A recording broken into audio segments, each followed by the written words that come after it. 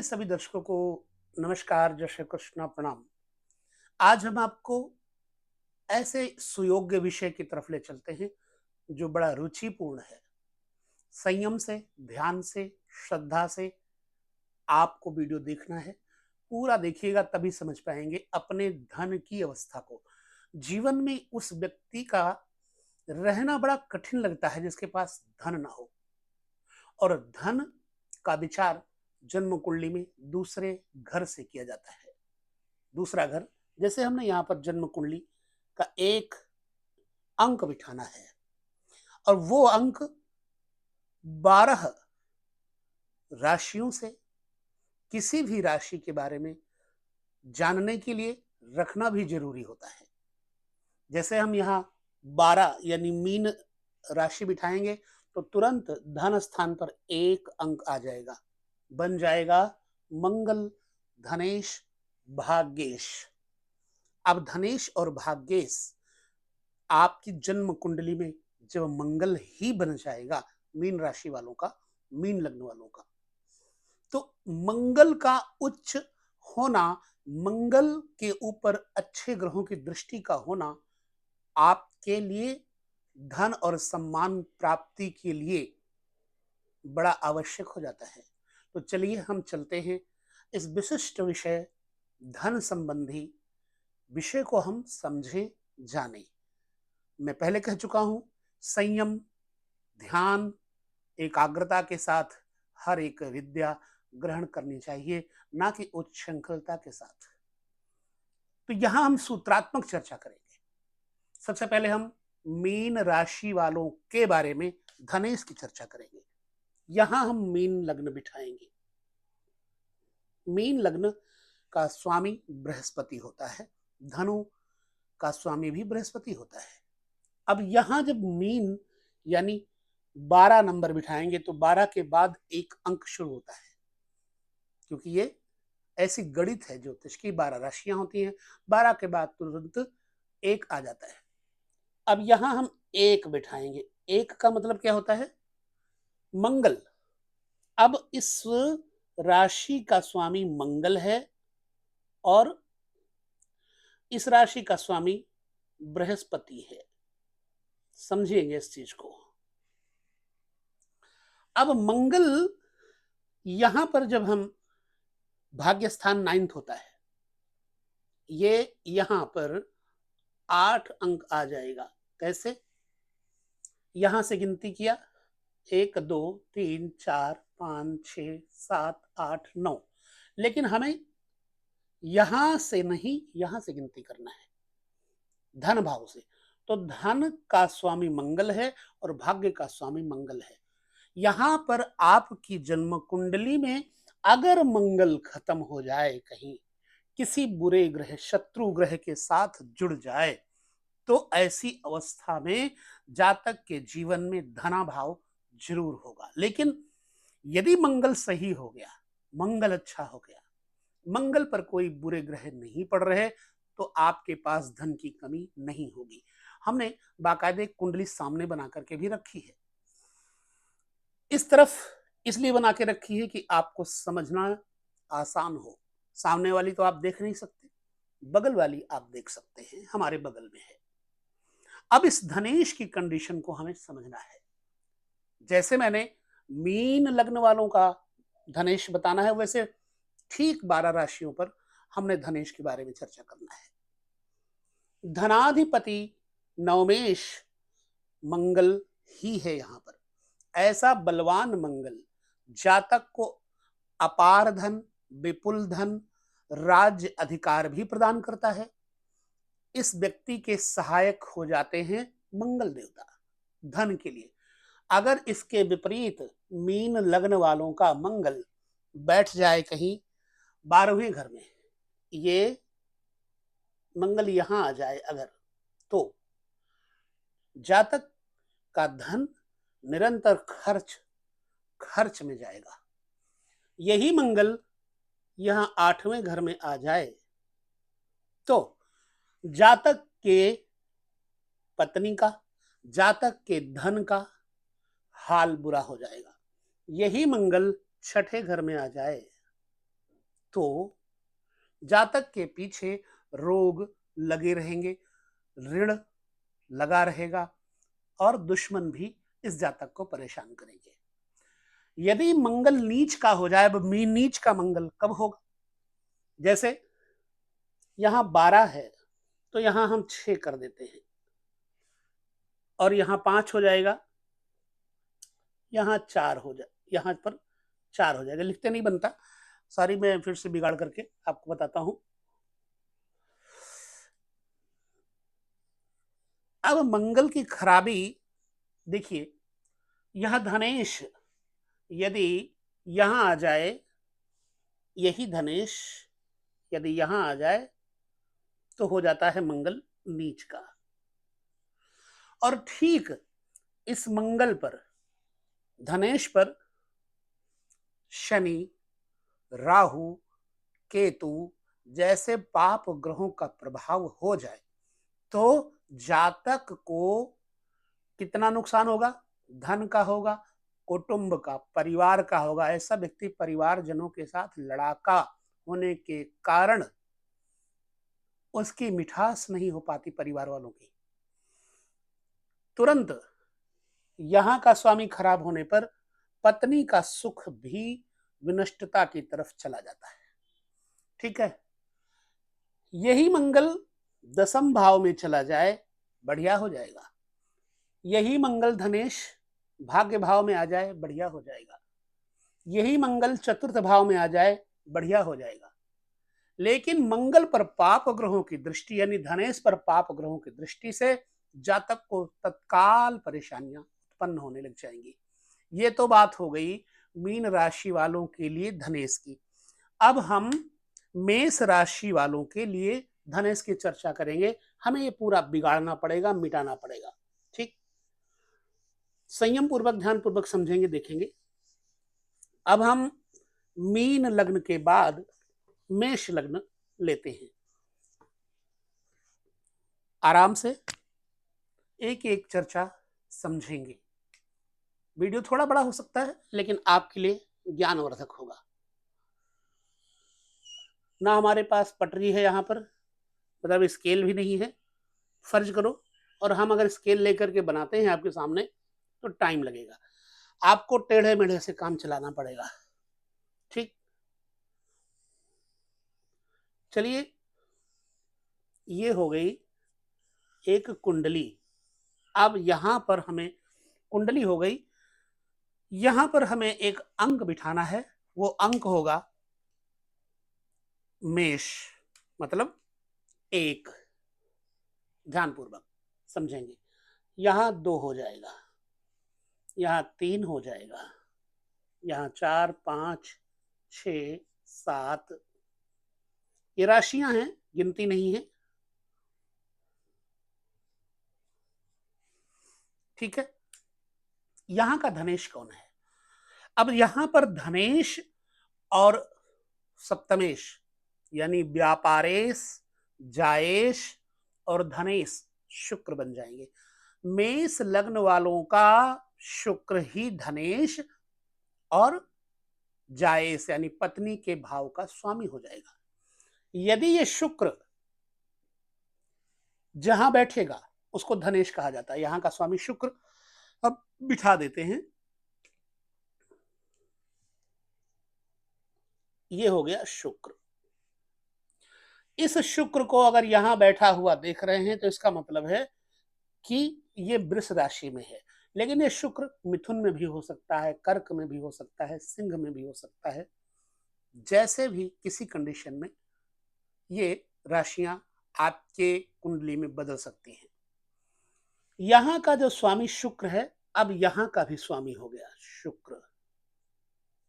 यदि शुक्र बढ़िया होगा, धन भाव में वृषभ राशि हो और शुक्र बलवान हो, तो जातक को स्त्री पक्ष से और व्यापार पक्ष से धन की बहुत अच्छी प्राप्ति होती है सुगमता के साथ।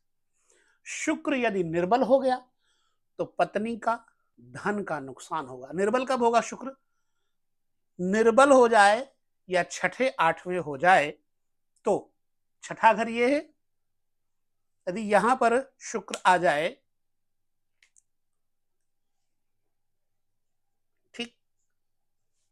यहां आ जाए मेष लग्न वालों का शुक्र।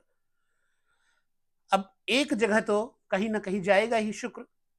यदि शुक्र नीच का हो जाएगा, नीच का शुक्र होता है कन्या राशि में, तो जब शुक्र नीच का हो जाए अथवा छठे आठवें में पड़ जाए तो अपनी दशा अंतरदशा में एक तो बड़ा भयंकर रोग भी देता है तथा पति पत्नी में वियोग भी देता है, व्यापार में नुकसान भी देता है, धन का नुकसान भी देता है, शत्रु और रोग परास्त करने लगते हैं मेष लग्न वालों का शुक्र यदि छठे आठवें बैठा हो अथवा कहीं नीच का हो जाए।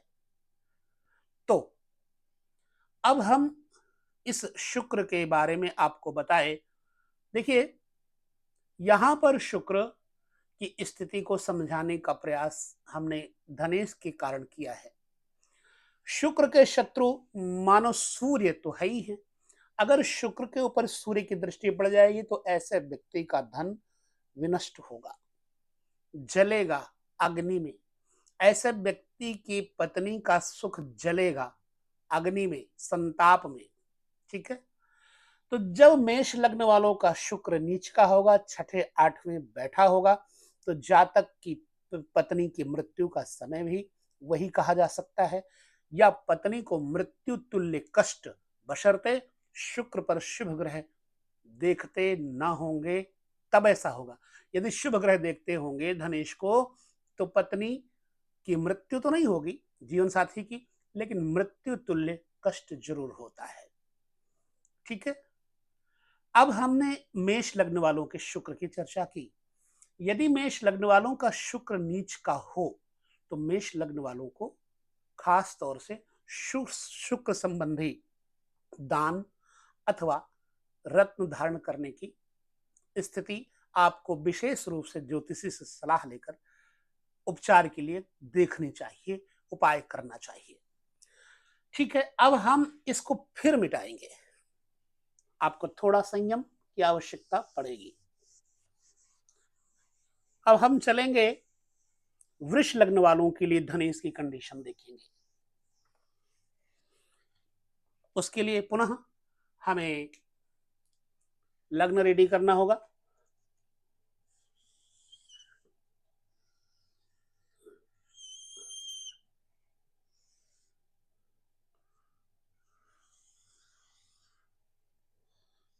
जब कभी समय आएगा तो डिजिटल बोर्ड के द्वारा भी हम आपको समझाने का प्रयास करेंगे।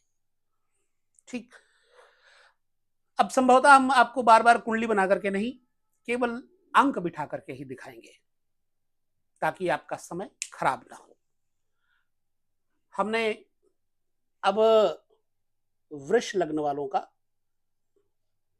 धनेश देखना है, वृष लग्न वालों के पास धन की स्थिति देखना है, तो ये लग्न बिठा दिया। ठीक है। अब धनेश यहां पर बुध बन गया, पंचमेश भी बुध बन गया। अब इस पे हमको धन के विचार करने हैं। ठीक है। अब यहां धनेश और पंचमेश बुध हो गया। वैसे वृष लग्न वालों का जो बुध है, वाणी का बहुत बड़ा प्रभाव बताएगा, धन का प्रभाव बताएगा, संतान का प्रभाव बताएगा। वृष लग्न वालों को पहली बात तो सुख समृद्धि की बड़ी अभिलाषा होती है, बड़े कोमल मानसिकता वाले होते हैं। किसी को कभी धमकाने की, डराने की कोशिश ऐसे लोग नहीं करते हैं, लेकिन जब इनके पीछे कोई पड़ जाए तो उस व्यक्ति से अपना पीछा ये छुड़ा लेते हैं बड़ी आसानी से। वृष लग्न वालों का धनेश दूसरे स्थान पर मिथुन राशि बन रही है। यदि यहां का स्वामी बुध लग्न में बैठ जाए तो अपार धन समृद्धि देगा। यहां का स्वामी बुध पंचम बैठ जाए तो अपार धन संयमित करके पुत्र संपत्ति देगा। और ऐसे व्यक्ति को प्रवक्ता होना चाहिए, अधिवक्ता होना चाहिए, यदि बुध बढ़िया है। क्यों? कि बुध यहां वाणी का कारक है, धन स्थान का स्वामी वाणी का कारक होता है। अब इस व्यक्ति को वाणिज्य, व्यापार, प्रवक्ता, अधिवक्ता जैसे कार्यों से विशेष लाभ होगा। प्रोफेशन होगा प्रोफेसर का, पढ़ाने लिखाने का, तो भी इस व्यक्ति को लाभ होगा। स्टेशनरी, बुक्स इत्यादि के काम से भी इस व्यक्ति को लाभ होगा।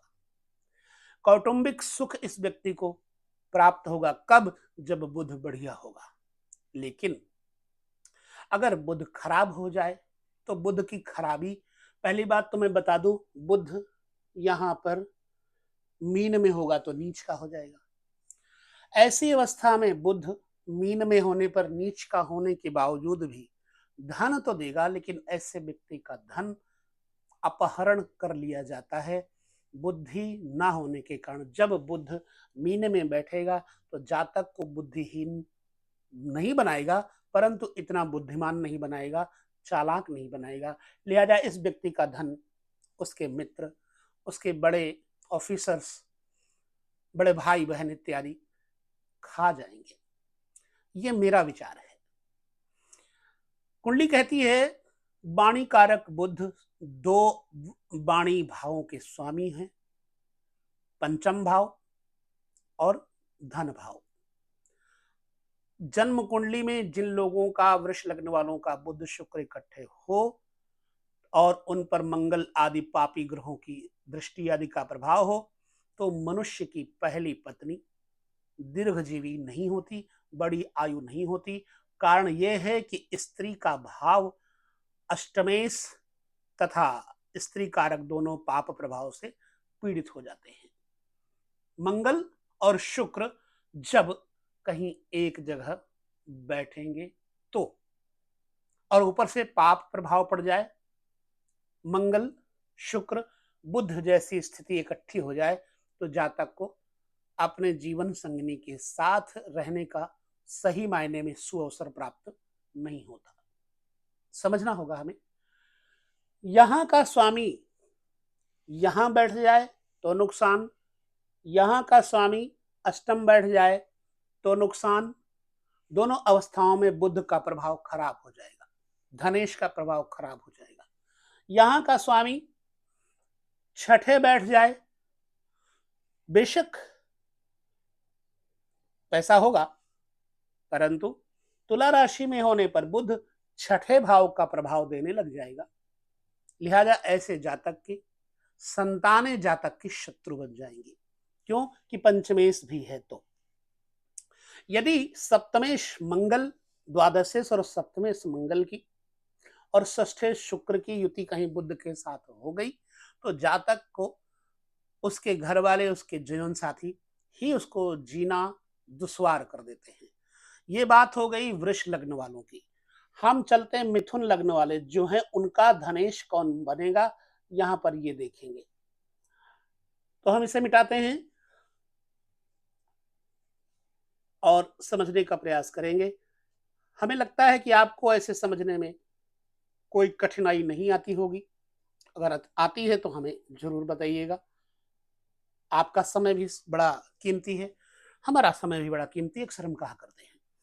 तो समय को सही तरीके से यदि आप खर्च कर रहे हैं तो उससे आपको उपार्जित करने का समय भी अच्छा मिल जाएगा। चलिए हम यहां मिथुन लग्न वालों की चर्चा करेंगे। मिथुन लग्न होगा तब धनेश बन जाएगा चंद्रमा।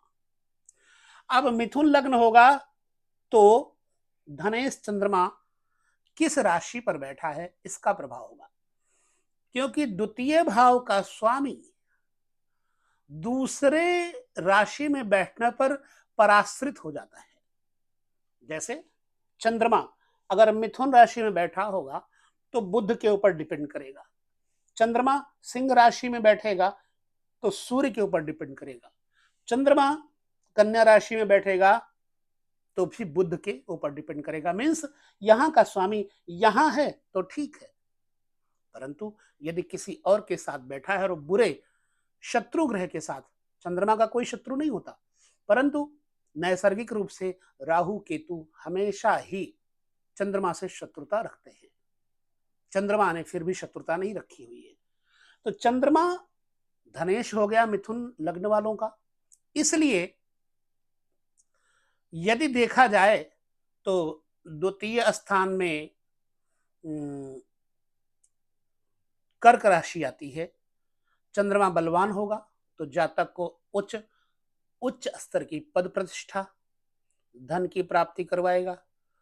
मां की बड़ी बहनें यानी मौसी की संख्या ऐसे व्यक्ति के पास बहुत होगी मिथुन लग्न वालों की, चंद्रमा अच्छी कंडीशन में है तो। जातक की आंखें एकदम आकर्षित करने वाली होंगी, जैसे वशीकरण की शक्ति उनमें होती है। यदि चंद्रमा यानी धनेश यहाँ का स्वामी मिथुन लग्न वालों का निर्बल हुआ तो व्यक्ति निर्धन और कुटुंब से बैर विरोध रखने वाला होगा। यदि चंद्रमा निर्बल होगा तो निर्बल कब होता है, एक प्रश्न उठता है। चंद्रमा कृष्ण पक्ष की अष्टमी तक प्रभावशाली होता है। ठीक 10वीं तक भी उसका प्रभाव थोड़ा रहता है, परंतु 10वीं के बाद चंद्रमा सने सने बहुत ज्यादा खराब हो जाता है। यदि चतुर्दशी या अमावस्या का चंद्रमा, त्रयोदशी का चंद्रमा धन स्थान पर बैठा होगा तो ऐसे व्यक्ति के पास धन अस्त की तरह होगा, यानी उसका पैसा होगा जरूर परंतु उसका धन दबा हुआ होगा, उसके किसी मतलब का नहीं होगा, समय पर काम नहीं आएगा। मिथुन लग्न वालों के लिए धनेश चंद्रमा को मजबूत करने के लिए शिव उपासना करनी चाहिए। मां की उपासना, मां की पूजा, मां का सम्मान करना चाहिए। जिन लोगों का मिथुन लग्न है तब उनके पास धन की वृद्धि होती है। विशेष तौर से आप धन की वृद्धि के लिए आपका मिथुन लग्न है तो चंद्रमा का ही ध्यान रखें और सलाह लेने के लिए हमें आप कॉल कर सकते हैं। ठीक है, समय लेना पड़ता है उसके लिए। अब हम चलते हैं कर्क लग्न वालों के लिए, देखते हैं धनेश की कंडीशन क्या होगी। हमने बिगाड़ा नहीं पूरा, लेकिन आपको समझने में कठिनाई ना हो इसका भी प्रयास पूरा करता हूं। ऐसी अवस्था में हम यहां बैठाते हैं कर्क। जिन लोगों का कर्क लग्न है उन लोगों का धनेश हो जाएगा सूर्य। सूर्य भी अन्योन्य आश्रित ग्रह बन जाते हैं। जब द्वितीय से हो तो सूर्य भी पर ग्राही बन जाते हैं। धनेश सूर्य अगर तुला में बैठे होंगे तो शुक्र पर डिपेंड करेंगे, वृश्चिक में बैठेंगे तो मंगल पर डिपेंड करेंगे, धनु में बैठेंगे तो बृहस्पति पर डिपेंड करेंगे। इसलिए द्वितीय भाव का स्वामी होने के कारण सूर्य का प्रभाव दूसरे ग्रहों के अनुसार धन का बदलाव, धन की व्यवस्था बताएंगे। दूसरे भाव में यदि जिन लोगों की सिंह राशि है यानी कर्क लग्न वालों का, तो सूर्य यहां पर बलवान होने पर जातक को प्रशासन अधिकारी, शासकीय अधिकार प्राप्त करवाएंगे। मनुष्य की वाणी बड़ी ओजस्वी होगी।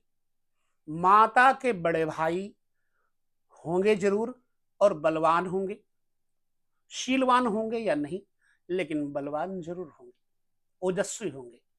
यदि सूर्य बलिष्ठ है तो जातक को धन समृद्धि करेंगे, लेकिन अगर सूर्य निर्बल हो गया, दूसरा स्थान नेत्र भी है दायां, तो सूर्य धनेश होने के कारण नेत्रों में कष्ट देंगे, कुटुंब से बैर विरोध देंगे, राज्य की ओर से हानि, अपयश इत्यादि भी देंगे।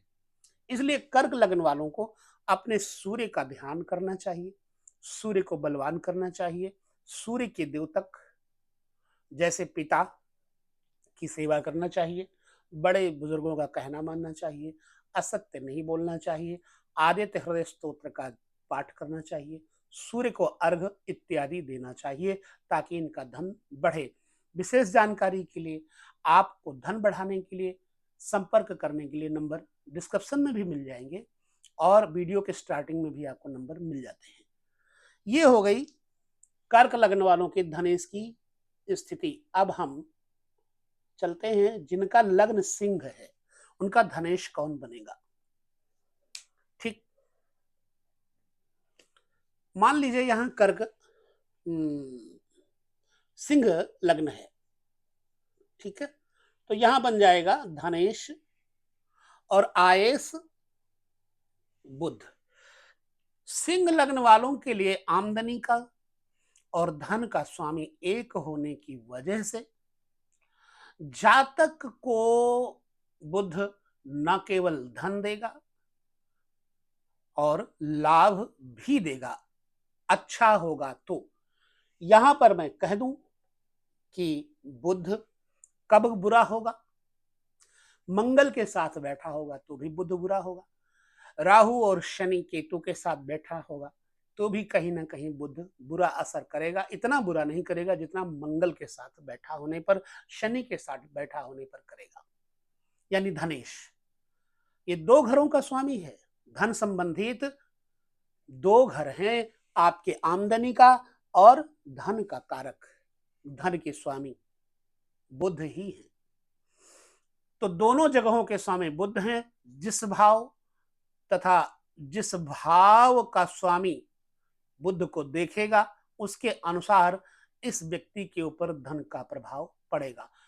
यदि बुध पर सूर्य जैसे शुभ ग्रह की स्थिति बन जाए तो जातक को उच्च स्तर, professional degree, doctor, master, professor, high level का ऑफिसर, इन समस्त मूल्यवान पदों की प्राप्ति करवाएगा, वाहन दिलाएगा, भूमि दिलाएगा, समस्त वस्तुएं प्राप्त होंगी। बलवान बुध स्वयं को खूब धन देगा ऐसे जातक को। ऐसा व्यक्ति ब्याज के ऊपर पैसा चढ़ा करके भी खूब धन कमाता है, क्योंकि पैसे से पैसा कमाने का योग बनता है। कमाने का योग आयेश और धनेश होने के कारण बुध लगातार ऐसे व्यक्ति को ब्याज दर पर पैसा बढ़वाता है। ऐसे व्यक्ति की माता की कई बहनें भी होती हैं, यानी मौसियां होती हैं सिंह लग्न वालों का। और इस व्यक्ति को कुमार अवस्था में विद्या पढ़ाई के अंतर्गत बहुत सारी अड़चनों का सामना करना पड़ेगा, असफलताओं का सामना करना पड़ेगा, कसौटियां पर खरा उतरना पड़ेगा। धन का नाश कब होगा? जब बुध की कंडीशन बुरी होगी। माता पिता से दूर रहकर बचपन में विद्या अध्ययन, वाणी में दोष आदि फल कब होंगे? कुरूपता आदि कब होगी? जब बुध हो जाएगा निर्बल, छठे में हो जाए, आठवें में हो जाए, 12वें में हो जाए और पाप ग्रहों के साथ बुध बैठ जाए तो व्यक्ति को वाणी का दोष, कौटुंबिक दोष, पारिवारिक परेशानियां, विद्या में दोष इत्यादि देगा। इसलिए यदि आपका सिंह लग्न है तो आपको अपने धनेश बुध को, आयेश बुध को प्रबल करने के लिए उपचार करना चाहिए। माँ भगवती दुर्गा की उपासना करें। छोटी कन्याओं को माँ के स्वरूप मान करके, यानी शक्ति के स्वरूप मान करके, दुर्गा स्वरूप में मानकर उनकी पूजा, उनकी उपासना करना चाहिए। ठीक है, ये हो गई जो सिंह लग्न वालों की स्थिति की चर्चा। अब हम कन्या लग्न वालों की चर्चा भी कर लेते हैं। आशा करते हैं आपको समझ में वीडियो आ रही होगी। जिन लोगों का लग्न कन्या है उनका धनेश बन जाएगा शुक्र। मान लीजिए कन्या है, यहां 7 आ गया, तुला राशि। अब भाग्येश, चूंकि एक राशि यहां आ जाएगी ना, 2, एक राशि यहां आ जाएगी यानी वृष। अब शुक्र कन्या लग्न वालों का भाग्येश भी हो गया, धनेश भी हो गया। द्वितीय भाव में तुला राशि होने से शुक्र नवम भाव यानी भाग्य भाव का भी स्वामी हो जाता है। ऐसे व्यक्ति को अचानक धन प्राप्ति होती है स्त्री वर्ग से। इस व्यक्ति को राज्य अधिकारियों की कृपा के फलस्वरूप धन की प्राप्ति होती है, स्टेट गवर्नमेंट से। यदि शुक्र इसी तुला राशि में केतु के साथ हो, मान लो यहां पर शुक्र भी हो और केतु भी हो, तो साथ हो जाएगा, तो लाखों रुपयों का स्वामी, करोड़ों रुपयों का स्वामी बनाएगा। वो व्यक्ति सुंदर आकृति वाला भी होगा, शिष्ट वाणी बोलने वाला होगा। यदि शुक्र धनेश और भाग्येश लग्न में भी बैठ जाए यहां कन्या में, तो सुख तो देगा, लेकिन नीच का होने के कारण चरित्रहीन बना देगा। ठीक है, चूंकि हमारा विषय यहां पर विशेष रूप से यह है धनेश का, तो हर एक राशि के ऊपर हम धनेश की चर्चा करेंगे। हालांकि वीडियो थोड़ा सा बड़ा जरूर बनेगा, पर आशा है कि आप लोगों को इंटरेस्टिंग लगेगा। अब हमने चर्चा कर ली कन्या लग्न वालों की, अब चर्चा कर लेते हैं तुला लग्न वालों की।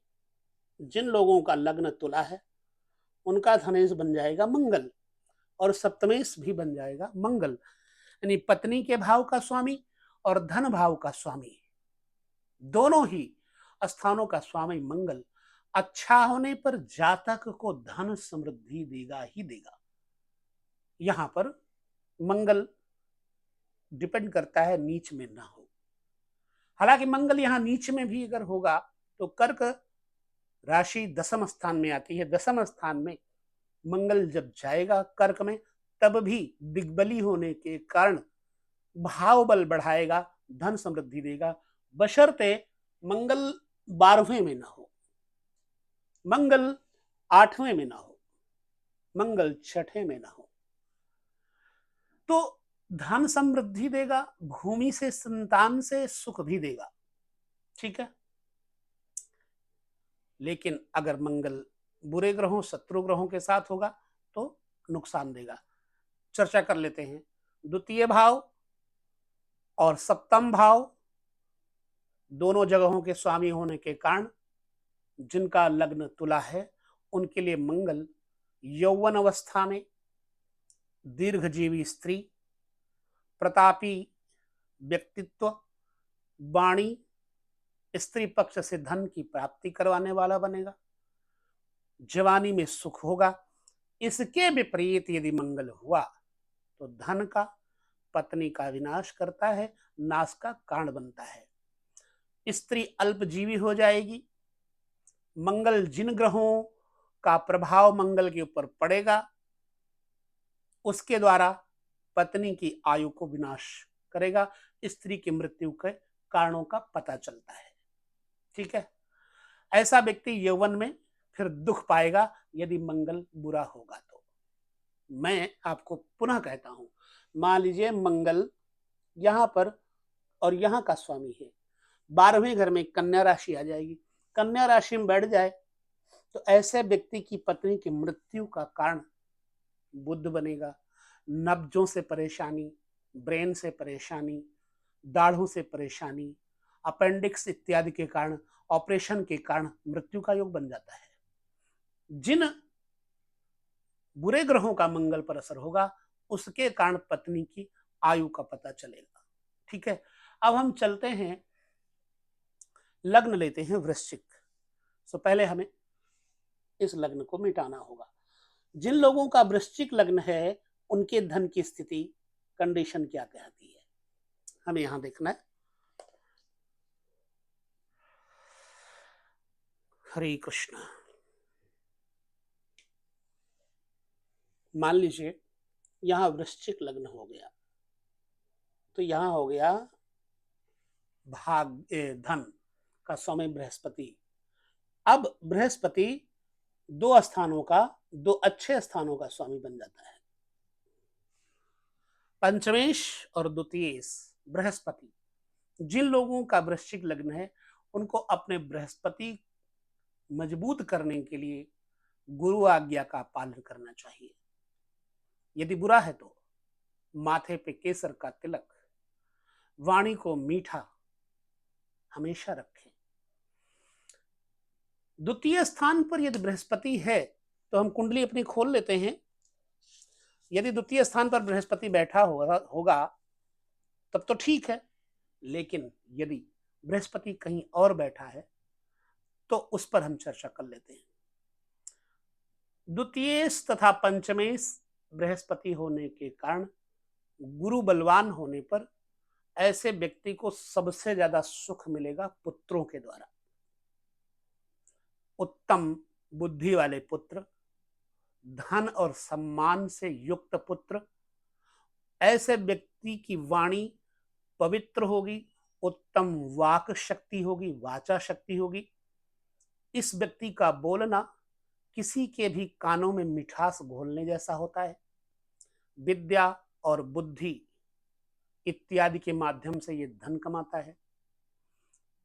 अगर निर्बल हो गया बृहस्पति, पापिष्ठ ग्रहों के साथ बैठ जाएगा बृहस्पति, तो जातक को संतान का अभाव, दुख, धन की हानि, और धन की हानि में इसके बच्चे ही, इसके पुत्र ही हाथ बटाते हैं, यानी पुत्रों के द्वारा इस व्यक्ति का धन विनष्ट हो जाता है और इस व्यक्ति को वाणी में दोष हो जाता है।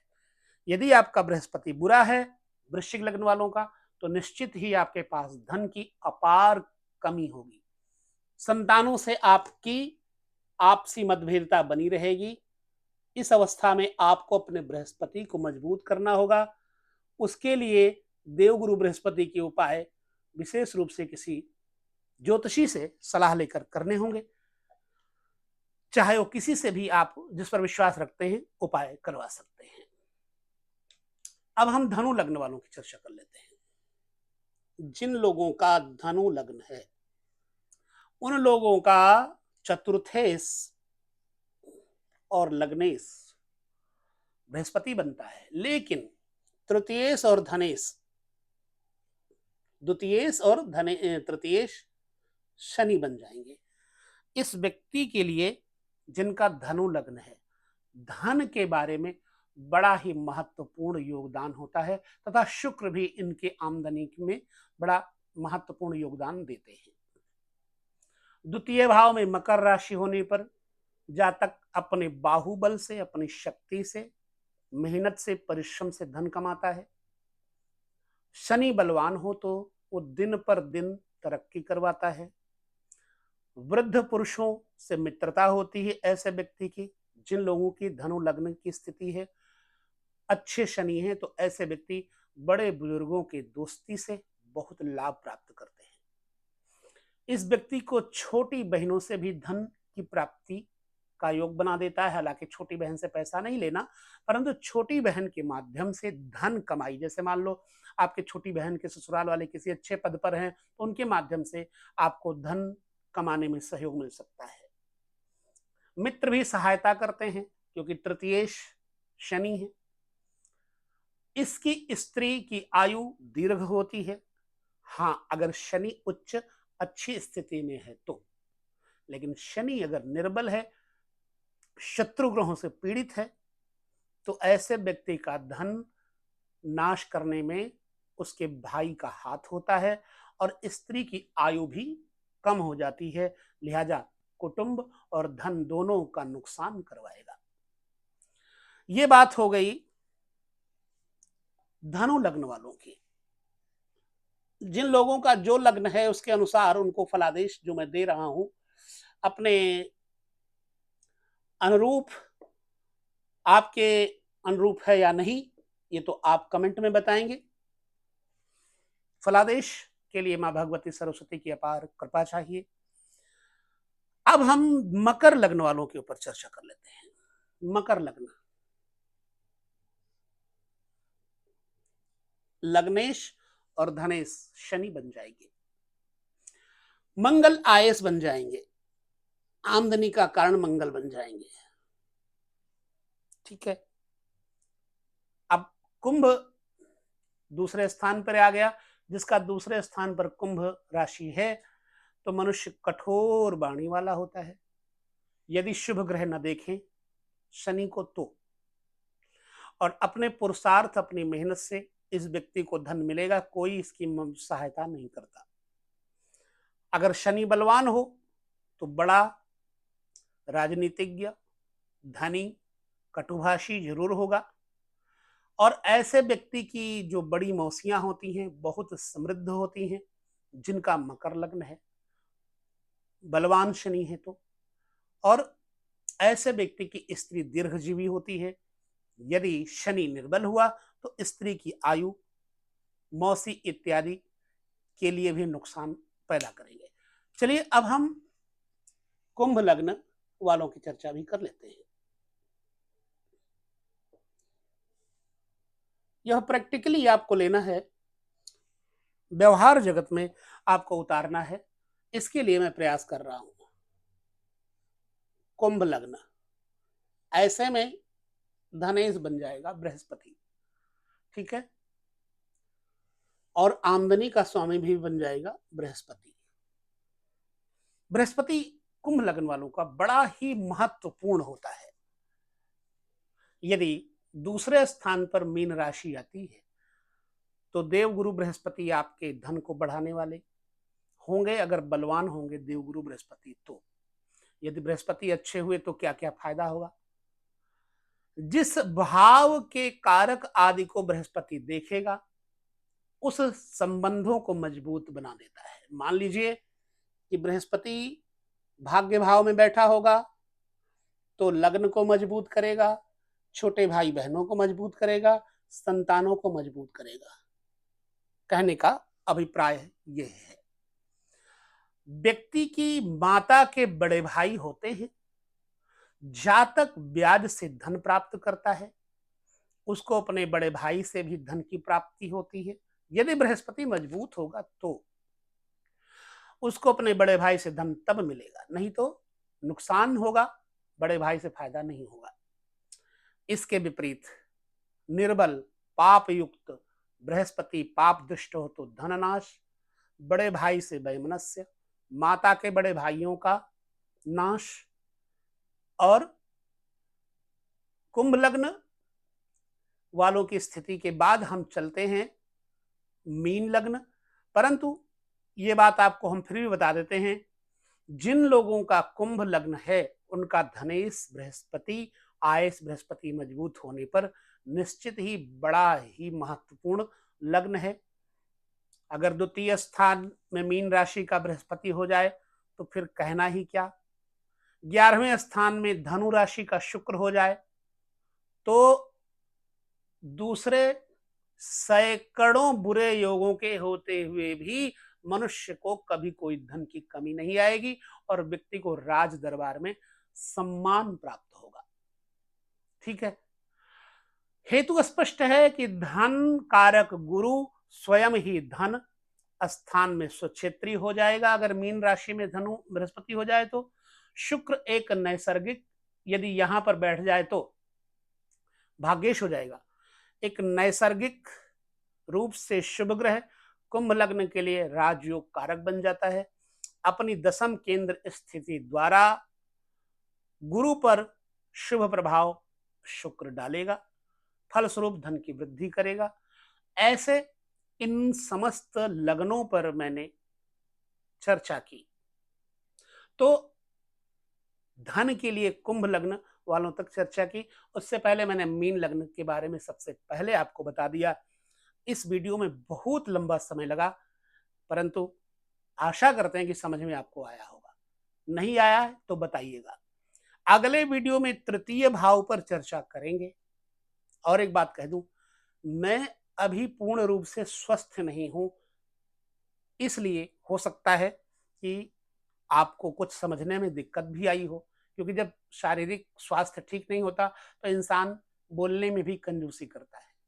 हालांकि मैं मनोयोग से बोल रहा हूं, परंतु फिर भी थोड़ी पीड़ा होने के कारण आपको शायद बहुत दिनों से वीडियो भी नहीं दे सका हूं, लेकिन भविष्य में स्वस्थ होने पर आपके साथ अच्छे वीडियो बांटूंगा। जरूर समझते रहिएगा। लेता हूं विदा यहां पर। पुनः अगले वीडियो में तृतीय भाव की चर्चा बड़े ही संयम पूर्वक करेंगे। देखेंगे कि आपके जीवन में तृतीयेश भी क्या करता है। नमस्कार, जय श्री कृष्ण, प्रणाम।